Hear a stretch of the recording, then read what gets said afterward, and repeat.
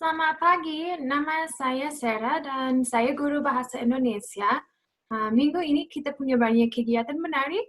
Teman-teman bisa datang dan belajar lebih banyak tentang Azerbaijan, sangat menarik. Teman-teman juga bisa belajar budaya dan berolahraga dengan klub dansa tarian Turki.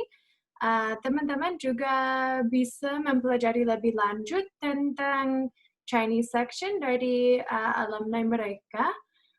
Dan juga akhir pekan ini teman-teman bisa mempelajari lebih lanjut tentang film Cina dan mudah-mudahan bisa menonton juga.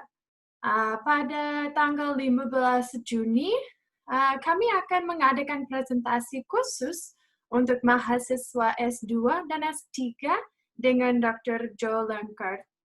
Dia akan berbicara tentang bagaimana Universitas Illinois membuka perpustakaan penelitian mereka kepada mahasiswa S2 dan S3 di workshop ini.